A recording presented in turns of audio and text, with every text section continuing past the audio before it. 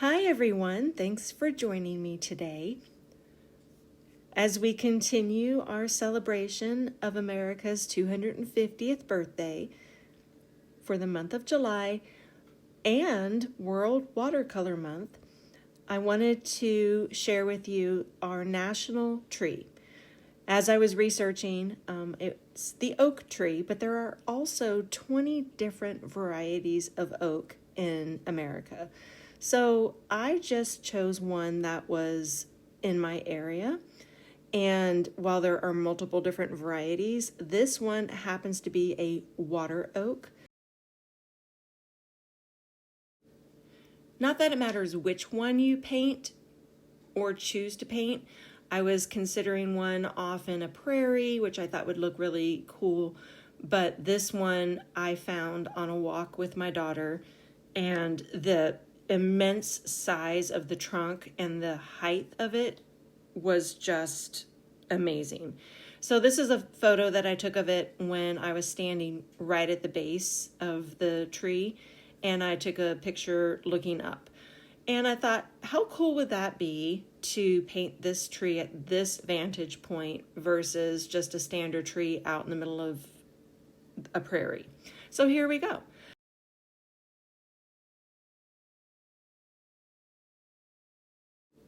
I started out with a light wash of burnt sienna. And a light wash means that you're taking your paint, you're putting it in a small dish or on your palette somewhere in a well, and you're diluting it with a little bit of water to kind of soften the effect of the pigment. You don't take paint in watercolor directly out of the tube initially, because watercolor is meant to be transparent and you build up. So this will be the highlight of the tree as we move on into the painting. And then I added to that burnt sienna wash a little bit of burnt umber because I wanted to build the ridges of the bark. I did the same for the branches up top. I also, just so you know, I took that picture of the oak and did a kind of a sketch of it, and tried to, because I wanted to make sure the perspective was right, because the branches were all over the place. So I wanted to replicate it as much as I could. And in addition to that, you'll notice as I paint these branches that there's going to be a lot of weird shapes. If you look at the picture when it pops up again in the video, I'll put it here in a second, you'll see that there are gnarls, knots. I'm not sure what they are, but I'm pretty confident because of the location of this tree. It's right off of the sidewalk of this old town.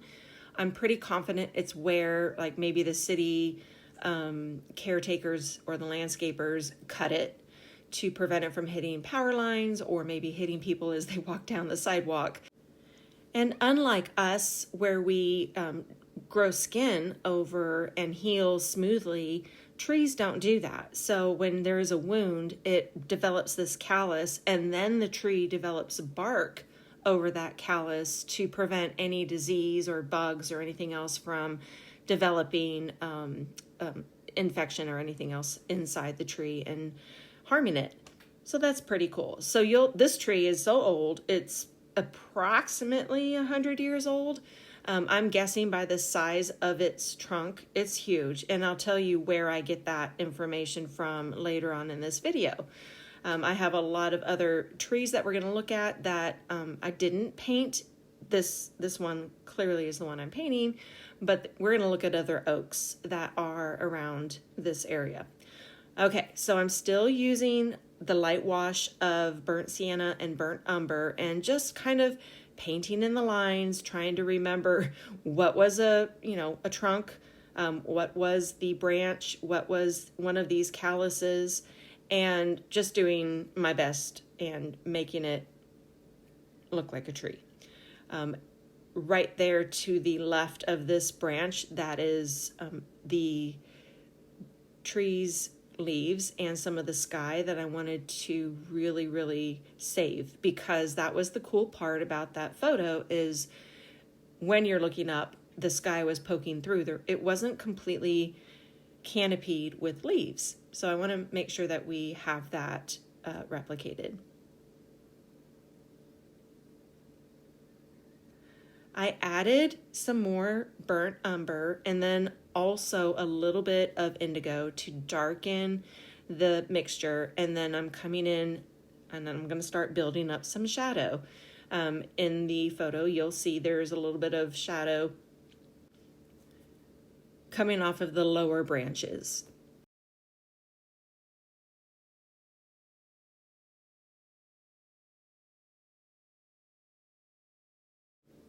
I'll add a touch of indigo and lighten that wash with a little bit more water to dilute it again to make these trunks look a little grayer, because these are more in the shadow in the photograph of this tree that I found.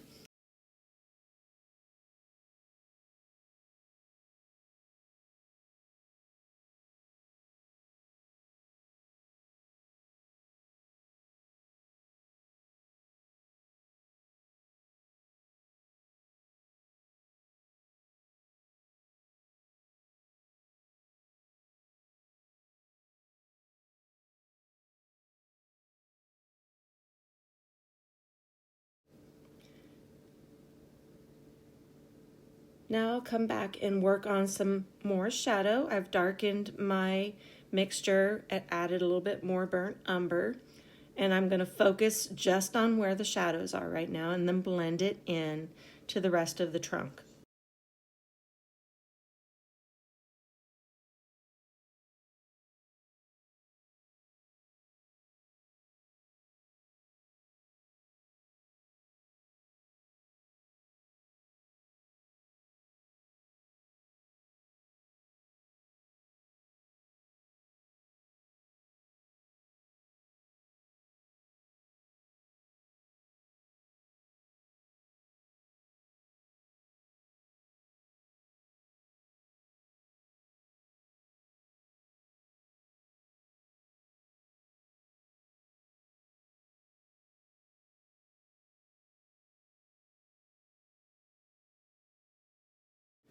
Now we're going to do a switcheroo on brushes. I'm going to change it to my filbert.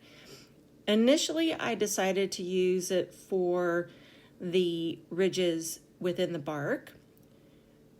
And my thought process was I can come in on an edge at the beginning of the bark and make the line, then leave as a nice pointed edge. And it worked. So that was perfect. But what I didn't realize was going to be perfect was using this for the calluses up in the branches. So let's see what happens when I discover this. I'm giddy when I figure this out. So just so you know, I'm doing a little happy dance once I accidentally use the filbert shape to do the work for me.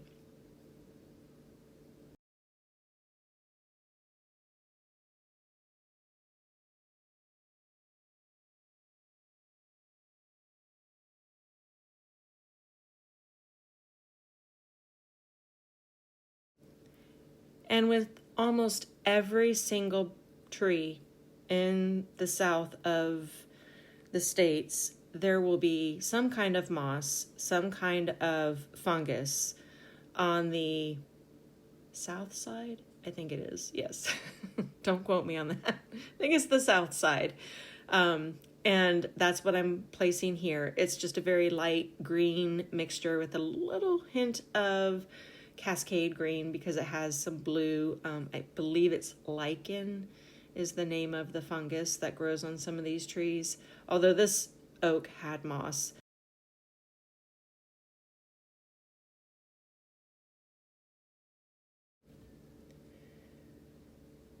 So I'd like to share a few more oaks in the area that I was able to find, and they're just huge. And I'm so thankful that at least in my area, there's not a lot of development yet. It's coming. I know it is. And they'll be chopped down. But in the areas where I found these trees, I think it's private property.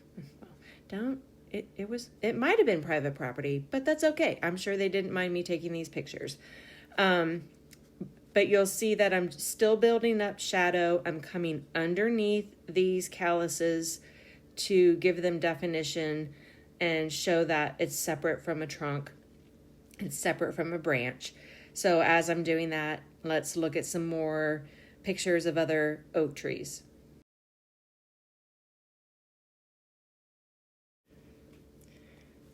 This tree is in a church parking lot. There's several of them, and I'm just amazed at the size. You can't really tell in this picture how big it is, so I'm going to get close up. I'm going to walk over to it. I'm also going to walk under a couple of them just to show you the size of the trunk and give you perspective. It's just amazing.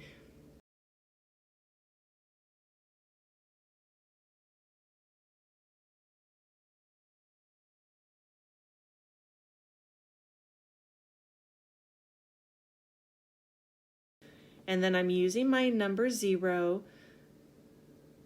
and coming in very close to the left edge of these little ridges that I started, because that's where the shadow is in this bark. And I'm just going to start building up more definition in the bark. So this trunk was cut down. I stepped on it and it almost caved in. So there's a hollow underneath, and there's probably all kinds of snakes and fun things. But I had a close-up section of it, and I asked my little AI thing how old this tree was, because I was not going to sit there with possible snakes in that hole and count those rings. And it counted with a guesstimate at approximately 150 years old.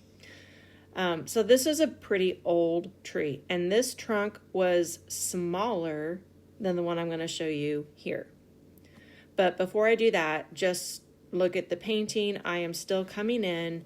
I added a little bit more indigo to the mix, and I'm the oak tree building up smaller sections of tree shadow, because not the entire line of bark, just longevity. Smaller crevices where the shadows go a little bit deeper. So just touching it very lightly with my number 0 brush and making those little indents, maybe where the bark came up a little bit from rodents or birds or woodpeckers working at it, or maybe just the way the bark develops. This might be a good way to indicate how big this tree is. This is just huge. And then, oops, I'll go all the way up.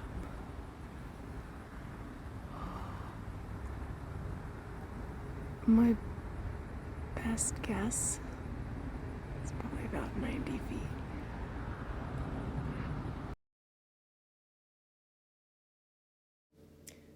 That one was a little bit taller than the one I'm painting here, I believe, because it's not encumbered by city ordinance rules and cutting. This one was free to grow as tall as it wants to. So it's just amazing how big it is. So I came in with my number 0 brush. I added just a touch of that green, and I'm using the side of my brush to kind of dry brush some of the pigment in to the edge of the bark to give it that textured look. You're going to see that I make a shift because I'm not happy with how light the tree is. This color is mimicking more the one that is 90 feet tall, but the picture, the photograph that I have, really is darker because it's shadowed by being in the city. So I'm going to add a layer or a glaze, as they call it, of a light wash of the dark burnt umber and indigo, and it's going to give it a darker effect, which works out just beautifully. So we'll look at that in a second. So I used my number 4 round, and I'm picking up the paint, and then I'll gently dab it with a paper towel just to make sure it's not dripping wet. That was a lot of pigment. So, and then just bring it down on its side. I want that texture still, so I'm not going to like soak this painting.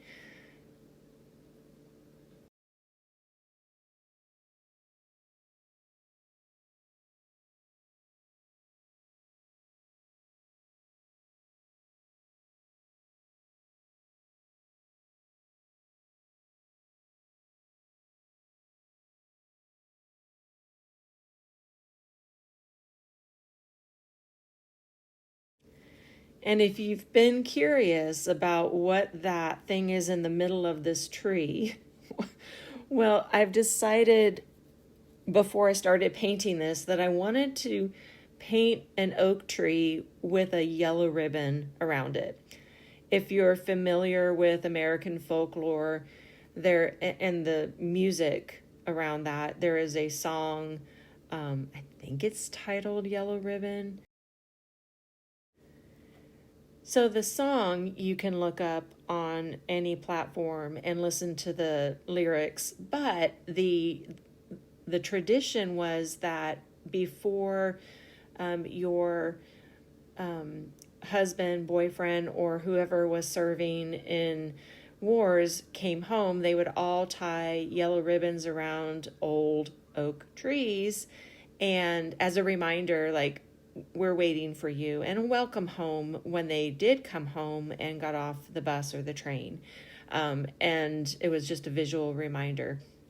And that tradition actually carried on through most of America's history up until recent times as well. So I thought that was kind of cool to add that little ribbon just to kind of explain where, one, that song came from, and two, one of America's traditions and where that came from. So now I'm using a very old brush that I actually used to add some of the masking fluid. So it's a ruined brush, but it was one of my first watercolor sets that I bought, so I don't mind. But it's working perfectly. It's like a deerfoot brush that I see people use, but I'm just dabbing on a very light, I think I used Hooker's green and lemon yellow. I wanted it to be extremely light because this is the very top of this tall old oak tree. And once we build down and the leaves get darker because they're in the shadows, that top layer is going to look like it's in the sun.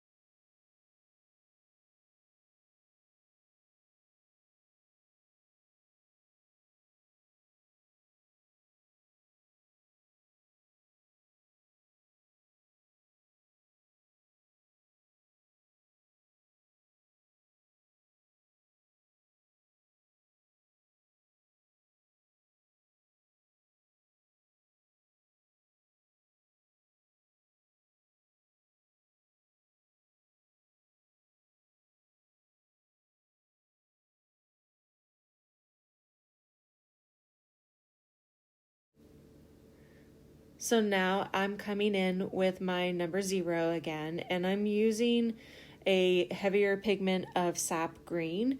And the oak tree, or at least the water oak, has a very unique shape, and it took a little bit of practice for me to get the shape right and not fall back into a regular leaf shape. So you'll see where I change it up and struggle, and like that one right there, that's like a regular leaf shape, but I had to come back in, and then yeah, that didn't work out well at all, but that's okay because we're going to layer over it with another darker layer of leaves. And it's just going to blend in and not matter. And nobody's going to know except you guys. So the way the leaf looks is like this.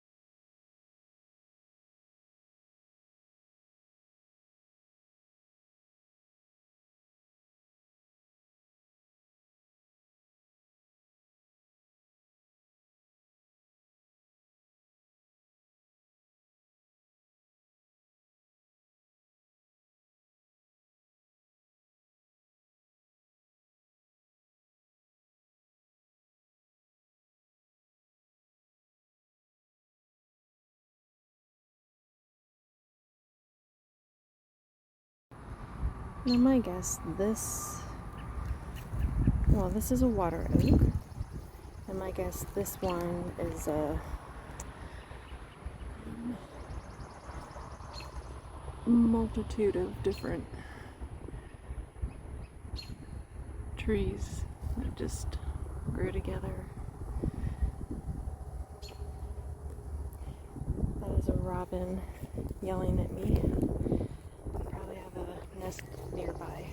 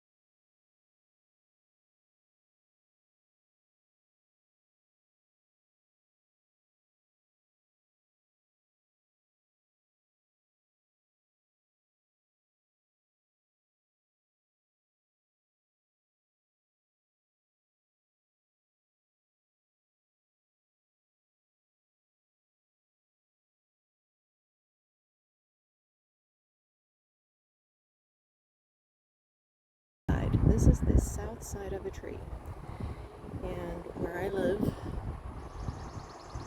almost every tree on the south has moss. It's just this one's probably fungus. My niece will have to respond and let us know what the stuff is. It's scaly, it's not soft. This one was probably, I know this tree. I've been here for a long time, and that was probably broken, not cut. We would not have cut this tree in this area. Because I also see some bark missing up there, so either it was sick or it was cut. But look how it survives. It's going to come back just as beautiful. But this one's probably whiter than the other one. I hear you, sweet robin. I hear you. I'm sorry you're scared. We'll leave. I was just looking for acorns.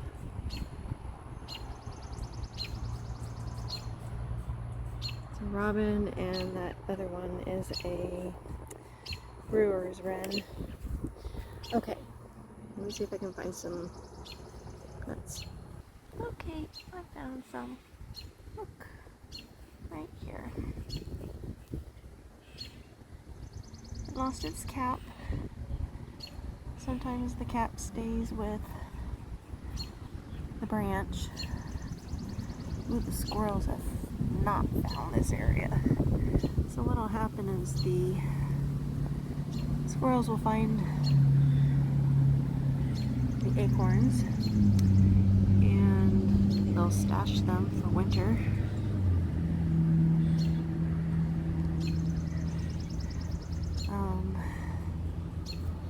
And then when winter comes and there's no food, they'll eat these. So we'll leave them right there so they can find them. Hey, the squirrels, here's your dinner or winter feast. Okay, I also found baby acorns. You guys see them? Look at it, right there.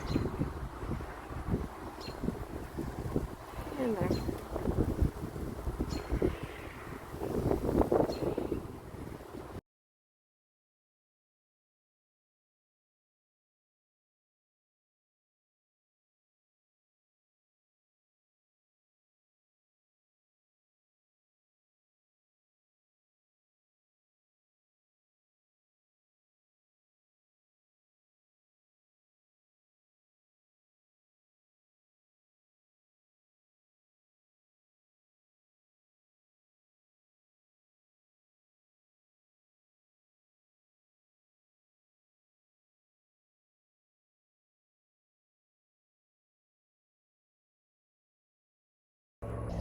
And as I'm looking, oh my goodness, okay.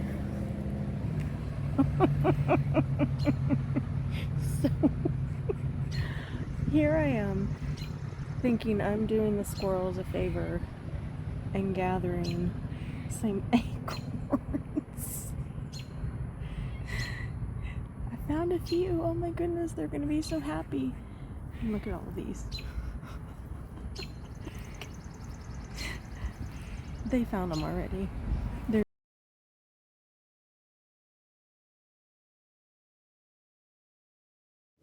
So now I'm taking off the masking fluid that protected the white paper underneath.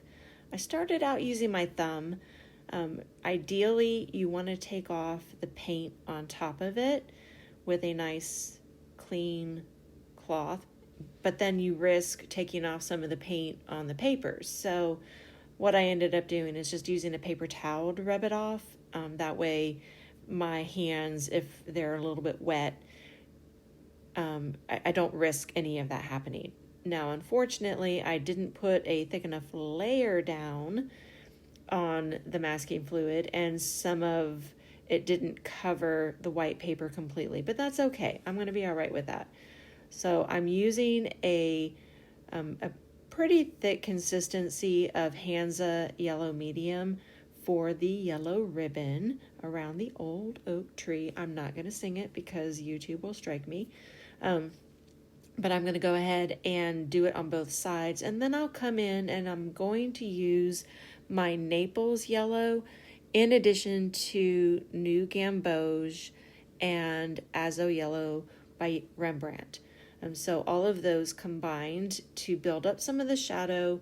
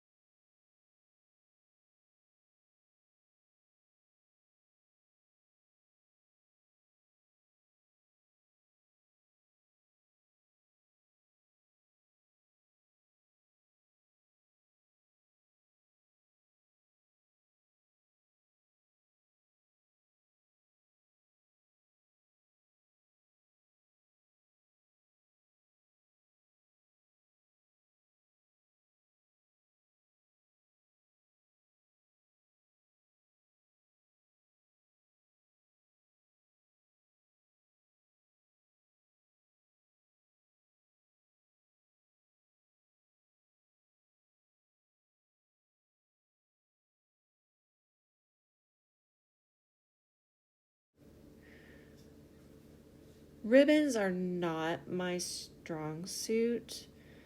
I don't do them very often, so I'm just trying to figure out where would the folds of a ribbon be wrapped around a tree, because I really don't have any photos or videos to look at to kind of gauge. So I'm just trying to use my mind's eye to imagine what looks good. Was I happy with it at the end? Not exactly. Could I have done better? Maybe, but that's okay. The point was to draw this or paint this beautiful oak tree, and the yellow ribbon was just a little bit of American folklore, history, symbolism that I wanted to add to it. So I thought that would be a nice touch.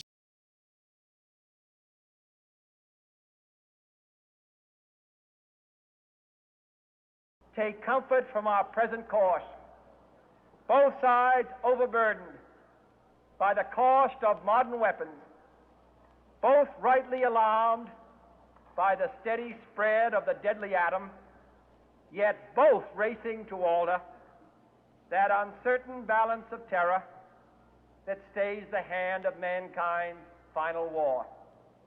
So let us begin anew, remembering on both sides that civility is not a sign of weakness, and sincerity is always subject to proof.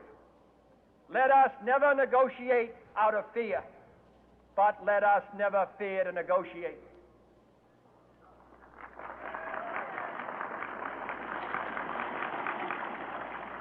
Let both sides explore what problems unite us, instead of belaboring those problems which divide us.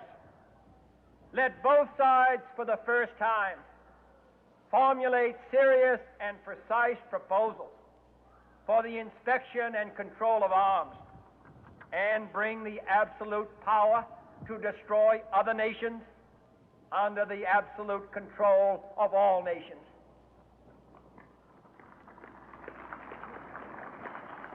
Let both sides seek to invoke the wonders of science instead of its terrors. Together, let us explore the stars, conquer the deserts, eradicate disease, tap the ocean depths, and encourage the arts and commerce. Let both sides unite to heed in all corners of the earth the command of Isaiah to undo the heavy burden and let the oppressed go free.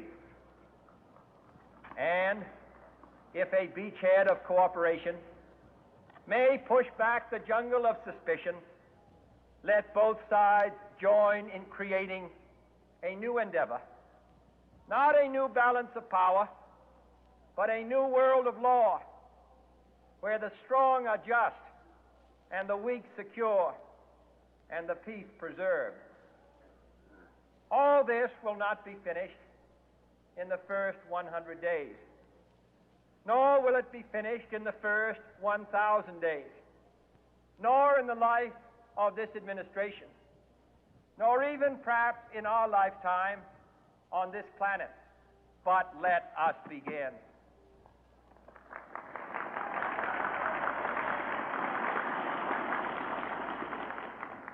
In your hands, my fellow citizens, more than mine, will rest the final success or failure of our course. Since this country was founded, each generation of Americans has been summoned to give testimony to its national loyalty. The graves of young Americans who answered the call to service surround the globe.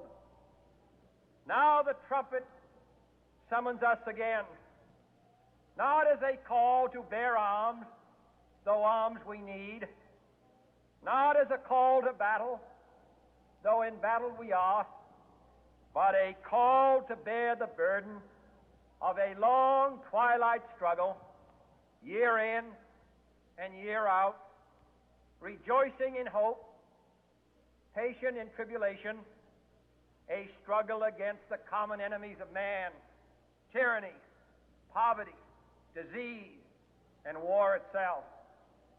Can we forge against these enemies a grand and global alliance, north and south, east and west, that can assure a more fruitful life for all mankind? Will you join in that historic effort?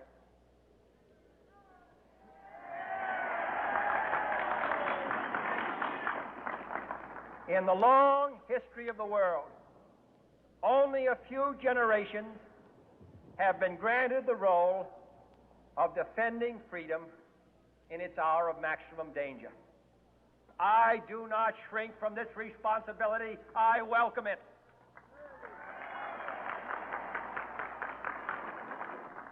I do not believe that any of us would exchange places with any other people or any other generation. The energy, the faith, the devotion which we bring to this endeavor will light our country and all who serve it. And the glow from that fire can truly light the world. And so, my fellow Americans, ask not what your country can do for you. Ask what you can do for your country.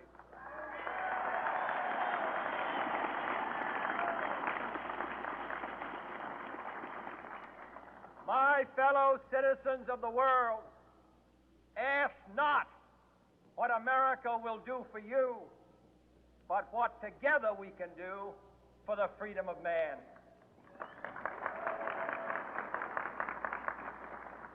Finally, whether you are citizens of America or citizens of the world, ask of us here the same high standards of strength and sacrifice which we ask of you. With a good conscience, our only sure reward, with history the final judge of our deeds, let us go forth to lead the land we love, asking His blessing and His help, but knowing that here on earth, God's work must truly be our own.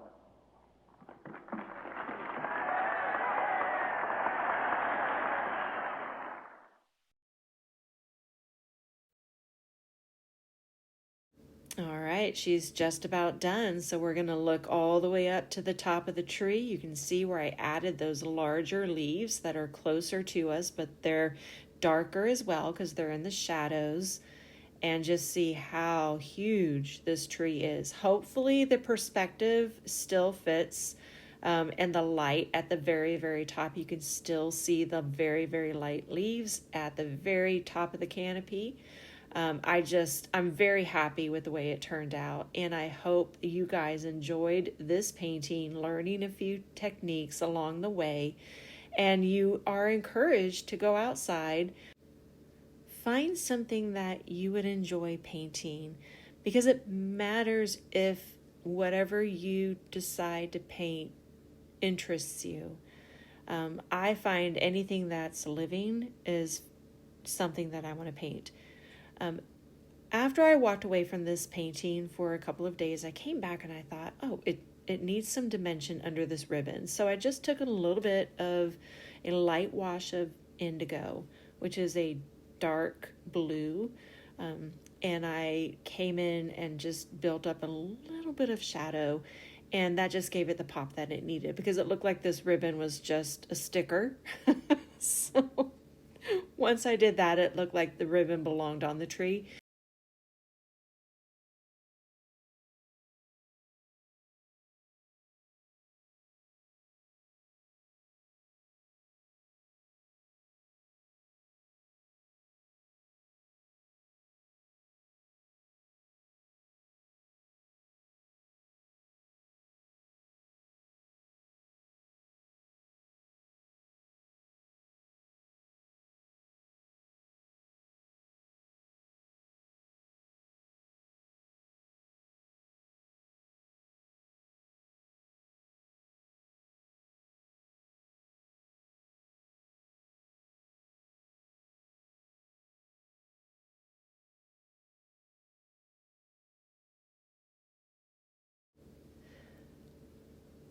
And I hope you guys are enjoying this series of America's history and symbolism.